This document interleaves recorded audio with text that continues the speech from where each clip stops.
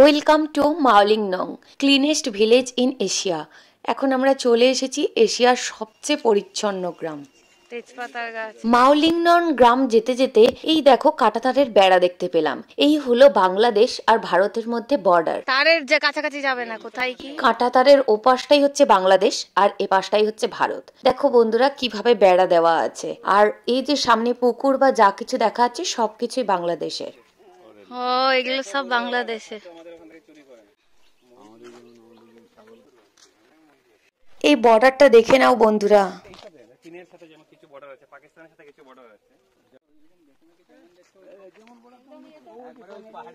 কিন্তু আমাদের জমিন আছে ভেতরে 200 মিটার। ভারতবর্ষের জমিন 200 মিটার আছে ভেতরে। ভারতবর্ষের সবসময় নিজের জমিনটা মানে ভেজাল যাতে না হয় দুই দেশে। তো আমরা যখন বর্ডার দিয়েছি তো আমরা জমিনটা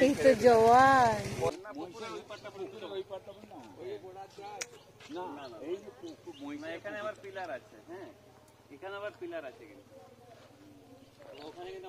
যে পঙ্কজ ভাইয়ার ট্যুর ট্রাভেলস থেকে আমরা এই যে ঘুরছি গাড়িতে, ওই গাইডের কাজ করে দিচ্ছে। ওইখানকার বলে অনেক কিছু তথ্য জানে, আমাদেরকে অনেক কিছু তথ্য দিচ্ছে, আর সেগুলো তোমাদের সাথে শেয়ার করছি।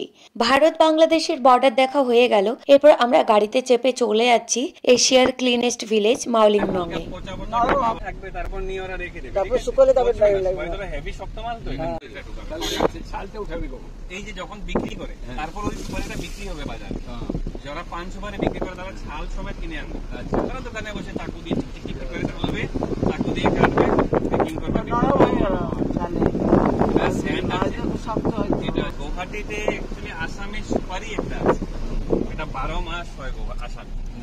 সুপারির নামই আসামি সুপারি। আচ্ছা, ওইটা গুয়াহাটিতে পচা, গুয়াহাটিটা বেশি পচা, একদম পচা গন্ধ করবে। কেউ খুব টেস্ট লাগে, কারণ খারাপ লাগে, একদম পচা গন্ধ।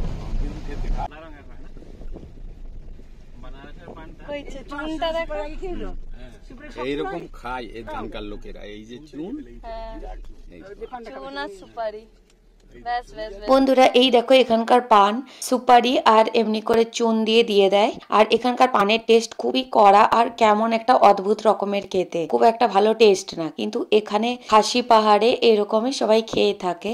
আর এখানে সুপারি চাষের পদ্ধতিও একটু অন্যরকম, কেমন একটু পচিয়ে তৈরি করা হয়, যেমন পঙ্কজ ভাইয়া বলছিল। আর এই যে দেখো এখানকার জঙ্গল, এইরকম ভাবে প্রচুর রাস্তা আমরা পেরিয়ে যাচ্ছি। আর এরপর প্রায় মাওলিংনং গ্রামে ঢুকে যাবো।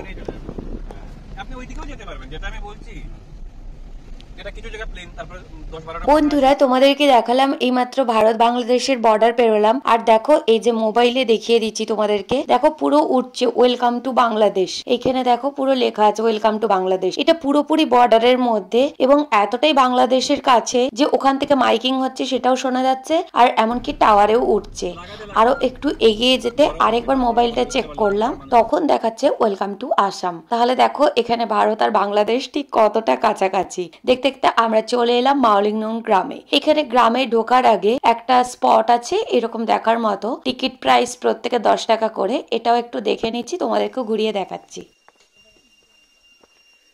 বাবা রে, পুরো জঙ্গলের মাঝে তো গো।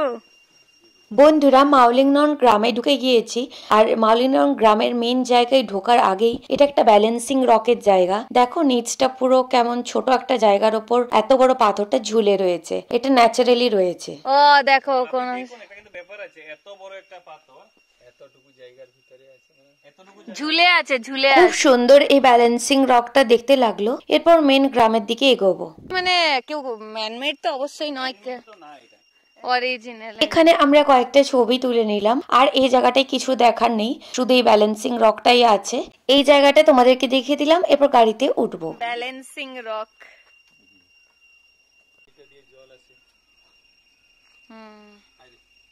চলো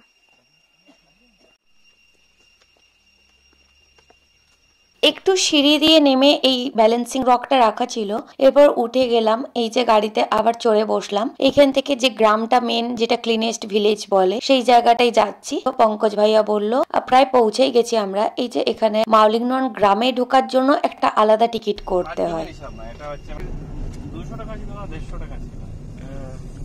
সকালে জাস্ট ব্রেকফাস্ট করেছিলাম, কিন্তু কিছু লাঞ্চের ব্যবস্থা করতে হবে, তাই এখানে জিজ্ঞাসা করে নিলাম। এখানে অনেক হোটেল আছে, পঙ্কজ ভাইয়া বলল। হোটেল আপনি যদি এটাতে খাবেন আর আরো আছে পুরো একদম ভিতরে হোটেল ভর্তি আছে। এই দেখো কি সুন্দর গোছানো গাছানো। এই যে পার্কিং করে যাবে একটু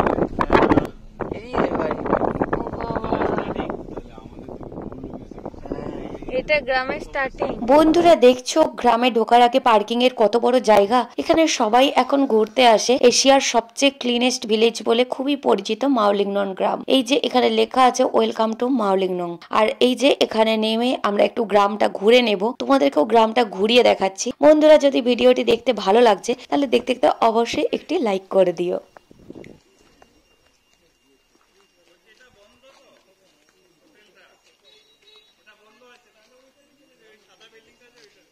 ঠিক আছে বন্ধুরা দেখো কি সুন্দর ঝাঁ চকচকে রাস্তা, সত্যি সাজানো গ্রাম। সত্যি ভীষণ সুন্দর গ্রাম। অনেক রকমের গাছ রয়েছে আর এখানে অনেক রকম পাতাবাহার ফুলের গাছ দিয়েও সাজানো, কত রকমের গাছ রয়েছে দেখো, খুবই ভালো লাগছে। আর রাস্তায় দেখো খুবই ঝাঁ চকচকে পরিষ্কার। আমরা এই যে ঘুরে ঘুরে দেখে নিচ্ছি।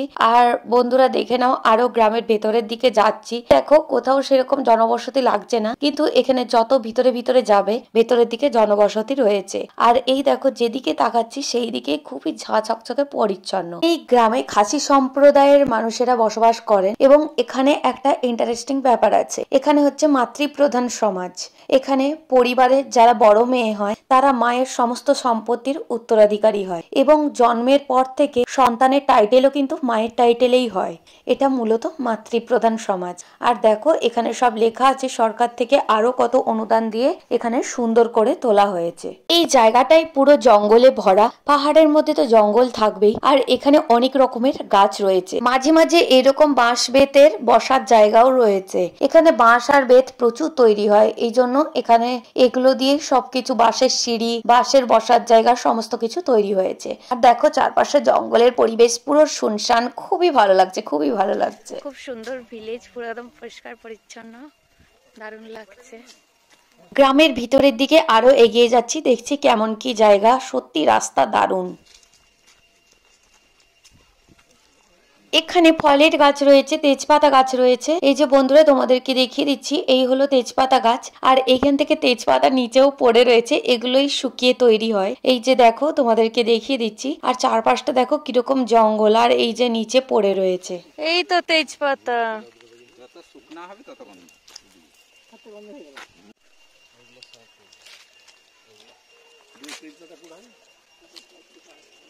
তেজপাতা গাছ ঠিকঠাক তেজপাতা কিনা আমি একটু গন্ধ শুকে নিলাম। হ্যাঁ এটাই সত্যি তেজপাতা। আর এই যে এই পুরো বড় বড় গাছ রয়েছে তেজপাতার। এই যে আমরা আরো এগিয়ে যাচ্ছি গ্রামের ভেতরের দিকে। এখানে তো বললামই বাঁশের খুবই প্রাচুর্য থাকার জন্য বাঁশের সিঁড়িও হয়। এখানে সব জায়গায় স্কাই ভিউ পয়েন্ট বলে লেখা আছে। কই দেখি কিভাবে কি আছে ভেতরে, তার আগে দেখে নাও এখানে কি সুন্দর পাতাবাহারের গাছ। সত্যিকারেই চারপাশটা ভীষণ সুন্দর করে সাজানো। আর ভেতরে ভেতরে প্রচুর বড় গ্রাম। এই জায়গাটা অ্যাকচুয়ালি অনেকটাই বড়। আর এই যে দেখো এখানে দেওয়া আছে স্কাই ভিউ পয়েন্টের দিকে, এই যে 2 স্কাই ভিউ পয়েন্ট বলে লেখা আছে। এখন এই জঙ্গলের ভেতর ঢুকছি, গা ছমছম করছে, কেমন একটা ঝিঝির আওয়াজ। চলো দেখা যাক। দেখে দেখে ও গাছের উপরে দেখছো পোকার শব্দ। হ্যাঁ পোকার বিরাট শব্দ। ভেন্টি পোকা।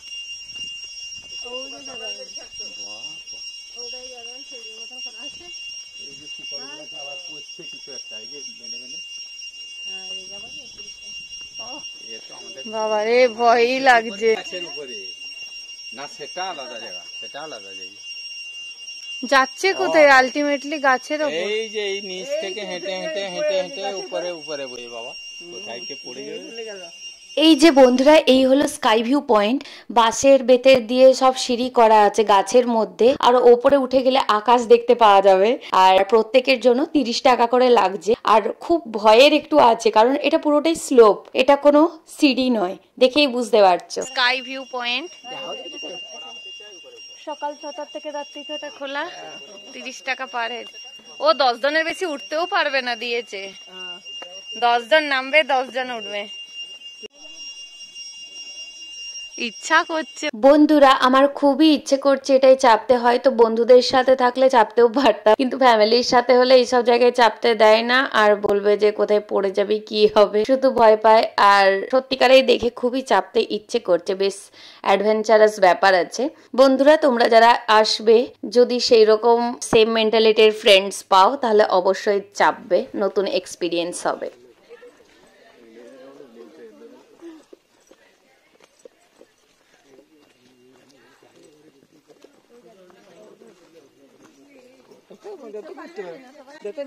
রাবার পাতা,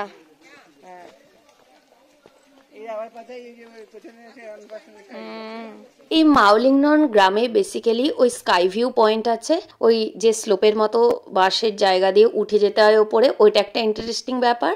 আর এমনিতে গ্রামটা কতটা পরিষ্কার পরিচ্ছন্ন সুন্দর সেইটা দেখার আছে। এখন আমরা মাওলিংনং ভিলেজে ঘুরছি। শিলংয়ে ঘুরতে এলে এটা খুব গুরুত্বপূর্ণ ঘোরার জায়গা, সব টুরিস্ট প্যাকেজেই এটা থাকে, যে কোনো ট্যুর প্যাকেজ নিলেই এই মাওলিংনন ভিলেজটা ইনক্লুডেড থাকে, কারণ এটাও একটা দেখার জায়গা। আর দেখো ভেতরে ভেতরে যে বাড়িগুলো রয়েছে দেখা যাচ্ছে, এই গ্রামটা অ্যাকচুয়ালি অনেকটাই বড়, ভেতরে ভেতরে রাস্তা আছে, আরো অনেক দূর যাওয়ার জায়গা আছে। বেশ ভালো লাগলো জঙ্গলের মাঝে, আর বেশ সুন্দর গোছানো পরিষ্কার পরিচ্ছন্ন, খুব সুন্দর গ্রাম। গ্রামে ঘুরতে ঘুরতে খিদে পেয়ে গেছে, অনেক ফটো তোলা ভিডিও করা হলো, আর গ্রামও ঘোরা হলো, খুব সুন্দর গোছানো। এইবার আমাদের লাঞ্চ করতে হবে, তবে এটাও একটা খুবই গুরুত্বপূর্ণ বিষয়, কারণ শিলংয়ে এসে সব জায়গায় কিন্তু ঠিকঠাক খাবার পাওয়া যায় না, এমনকি এখানে যেখানে সেখানে চাটাও খাওয়া খুব বিপজ্জনক, খুবই বাজে টাইপের হয়, পুরো দুধ আর চিনি গোলা হয়, আর কোনো টেস্ট নেই চায়ে। এখানে খাসি উপজাতির মানুষদের খাওয়া দাওয়ার স্টাইল একটু অন্যরকম।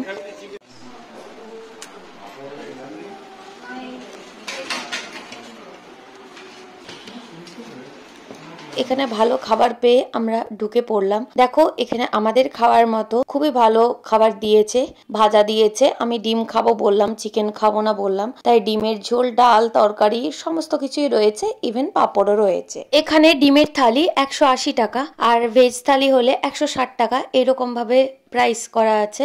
আর চিকেন থালি হচ্ছে 190 টাকা। তো এখানে দামটা একটু বেশি খাবার অনুপাতে, কিন্তু এটাই খেলাম খুব শান্তি করে, কারণ এখানে এই ভাতটুকুই পাওয়া খুবই সমস্যার ব্যাপার। শিলংয়ে এসে খাওয়া দাওয়াটা কিন্তু একটা খুবই প্রায়োরিটির বিষয়। এরপর যাচ্ছে লিভিং রুট ব্রিজে। এই ভিডিওতে এশিয়ার ক্লিনেস্ট ভিলেজ মাওলিংনন ভিলেজ কি দেখাতে চেয়েছিলাম, তো ওটা ঘুরে দেখে নিলাম আর তোমাদের সাথেও শেয়ার করে নিলাম। যদি তোমাদের ভালো লেগে থাকে তাহলে অবশ্যই কমেন্টে জানিও, লাইক তো করবেই আগে বলেছি, আর নতুন বন্ধু হয়ে থাকলে অবশ্যই সাবস্ক্রাইব করবে। নিত্য নতুন এরকম প্রচুর ব্লগ আসছে, আর বিভিন্ন জায়গার ভিডিও আসছে, খুব তাড়াতাড়ি পরবর্তী ব্লগ বা ভিডিও আনবো। আর বন্ধুরা তোমরা সবাই সাথে থেকো, যারা বন্ধুরা আছো অনেক অনেক ধন্যবাদ, ভালোবাসা সকলকে, সবাই খুব ভালো থেকো। কঠিন পরিস্থিতিতেও আমাদেরকে শক্ত থাকতে হবে, ভালো থাকতে হবে, খুশি থাকতে হবে, যেটা এখন সবচেয়ে বেশি ইম্পর্টেন্ট। সবাই খুব ভালো থেকো, আর এইরকম ব্লগ আরো নিত্য নতুন আনছি, দেখতে থাকো।